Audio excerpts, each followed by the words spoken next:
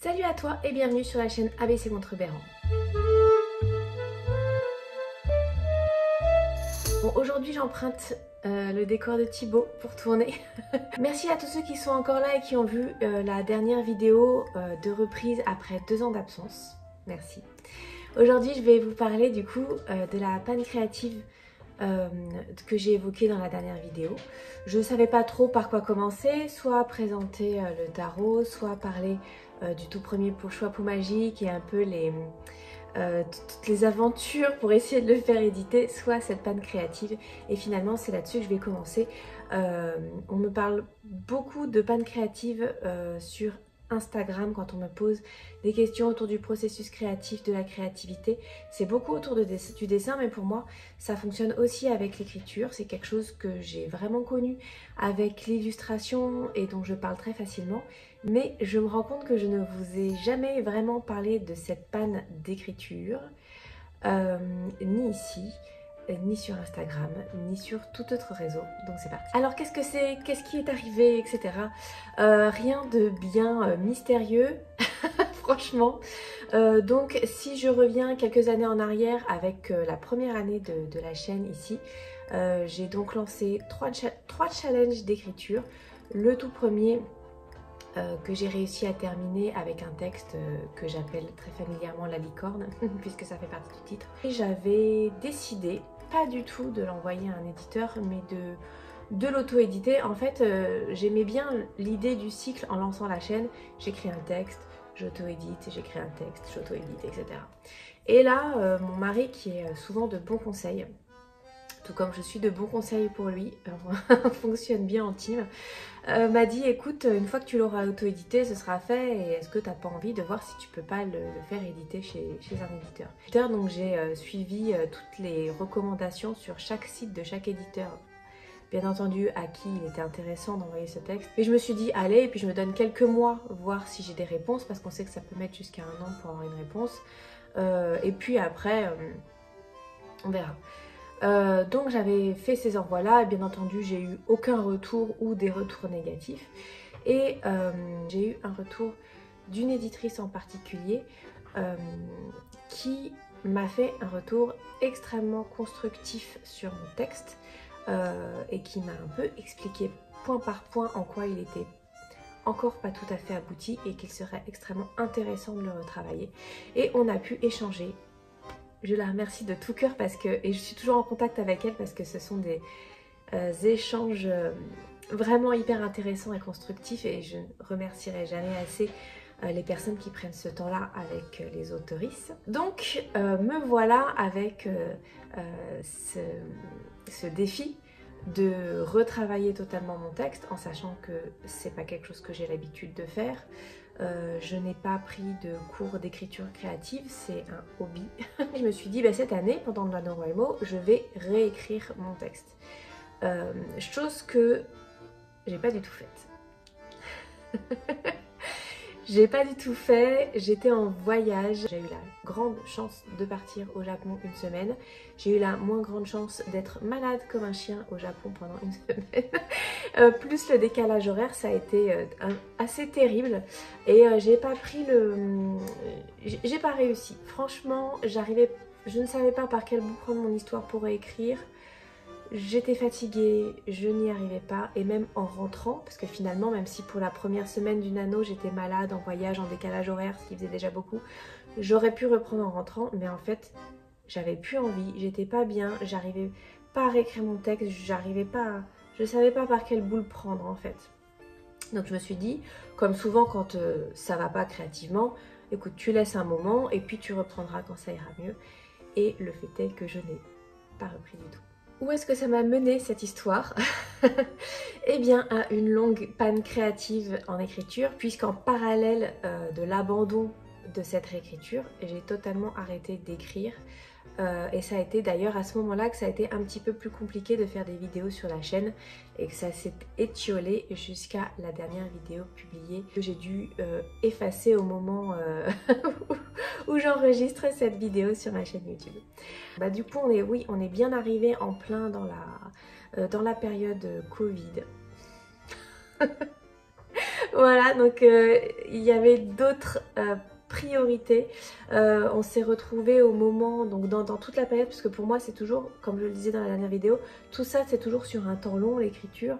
Donc le nano c'est en novembre et on a eu notre premier confinement à peu près en mars, donc c'est pas si éloigné, 4 mois en termes de travail, de réécriture et tout. Et pendant tout ce temps-là, je me suis dit, bon, bah, faut que je prenne le temps de le faire, il faut.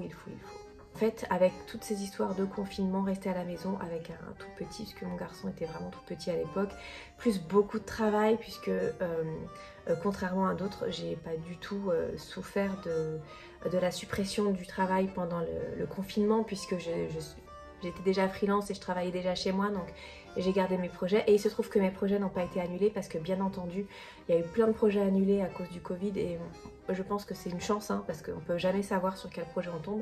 Mais moi, mes projets n'ont pas été annulés, donc voilà, bon, chemin faisant, ça s'est fait comme ça. J'ai eu plein de travail et après j'ai eu encore plus de travail et je ne savais plus...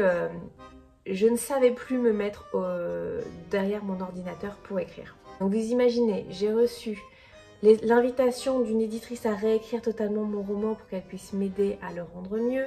Et au bout d'1 an, je ne lui ai toujours rien envoyé. Donc il y a eu 2-3 petits échanges de mails du genre « Je suis vraiment désolée, j'ai rien fait ». Donc en plus on est un petit peu honteux parce qu'il y a quelqu'un qui aide et puis on n'est pas au rendez-vous. Ce qui va peut-être plus vous intéresser que mes pérégrinations, c'est peut-être comment j'ai vécu cette panne créative. Qu'est-ce qui s'est passé? Pourquoi?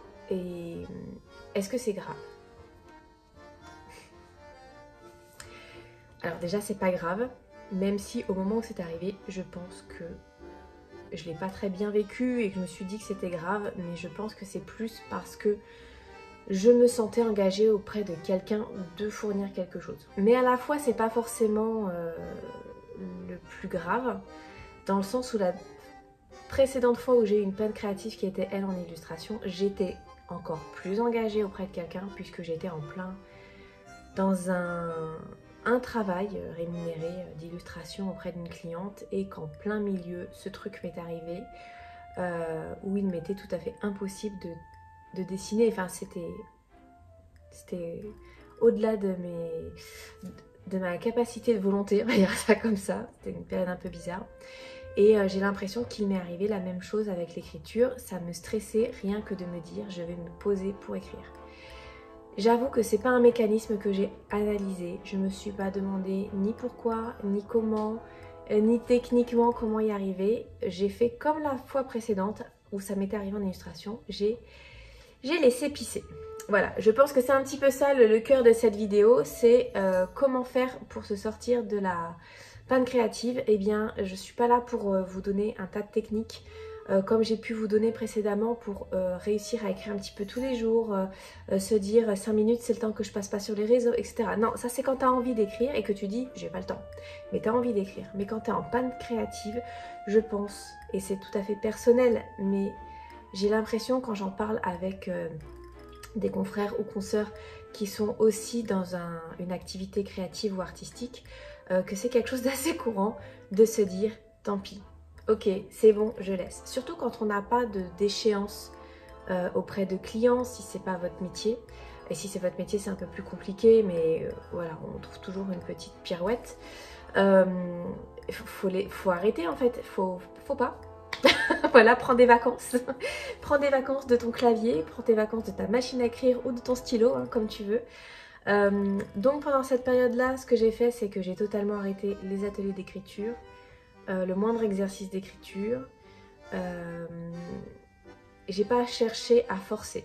En fait, ma réflexion, c'est que si je cherche à forcer, ce qui sortira de l'exercice d'écriture ou créatif, quel qu'il soit, ce sera pas satisfaisant.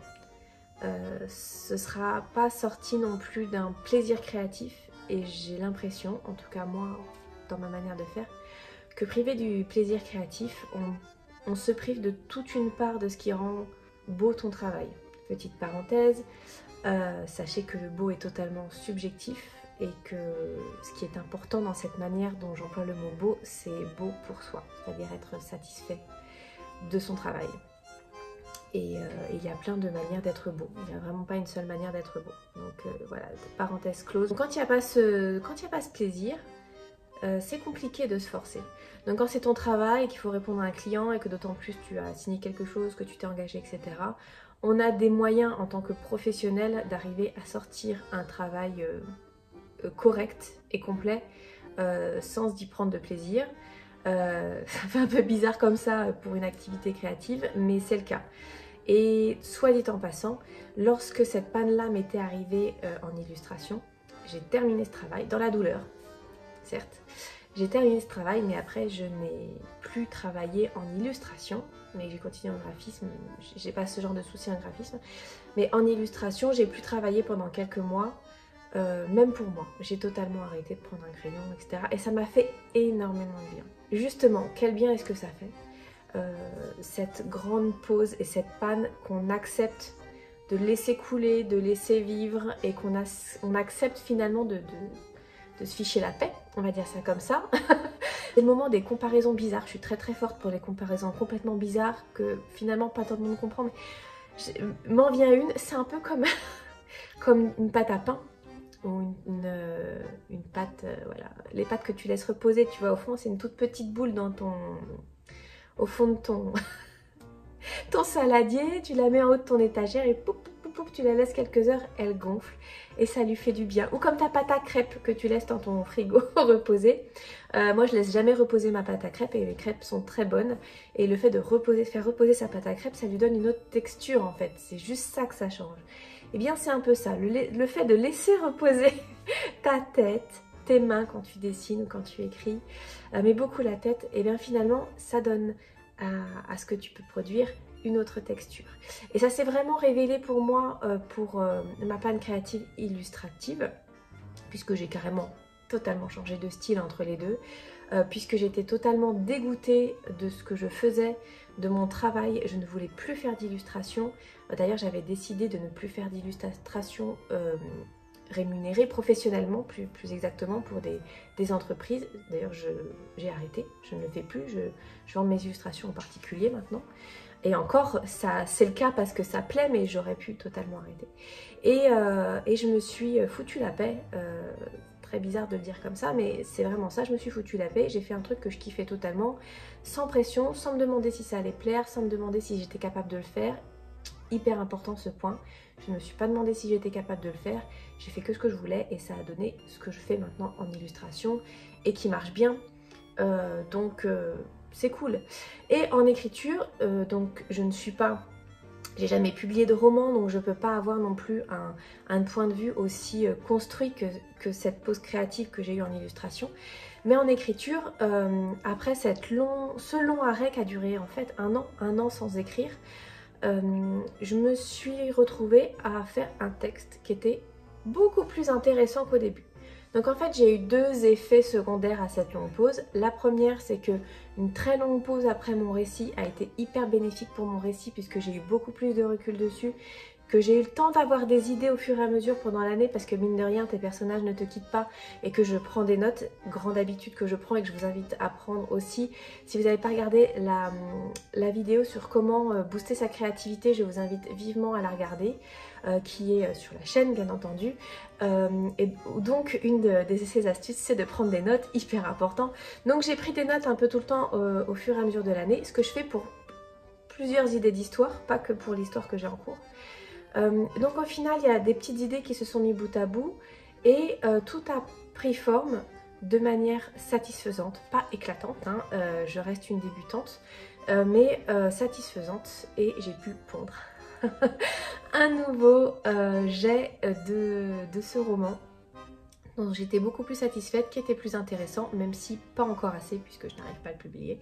Et je l'ai renvoyé donc à cette éditrice qui a accepté de m'aider. Et elle m'a fait des retours très positifs. Donc même si par la suite ça n'a pas abouti, même si je lâche pas tout à fait le morceau encore, mais je suis encore dans un problème de temps d'écriture parce que je n'arrive pas à corriger mon texte, mais ça c'est une autre histoire. Je suis juste contente d'avoir eu cette expérience de pouvoir réécrire totalement cette histoire, de l'agrémenter et finalement de comprendre que cette panne-là, ce temps d'arrêt total a été finalement bénéfique. Et ça c'est bien, et je pense qu'il faut aussi accepter le fait que tout ne peut pas toujours rouler, qu'on ne peut pas toujours être au top, qu'on ne peut pas toujours produire quelque chose, que le corps comme la tête ils ont besoin de se reposer et c'est ok. Voilà. Donc si ça vous arrive aussi, déjà laissez un commentaire, on peut tout à fait échanger de là-dessus, ça m'intéresse vraiment de connaître votre expérience sur le sujet, ou même ceux qui n'ont jamais connu ça, qui sont ultra productifs. Je suis hyper intéressée aussi de savoir comment vous faites, quelle est votre mécanique et tout. Donc ce serait top d'échanger là-dessus. Et j'espère que ça vous a intéressé même un petit peu.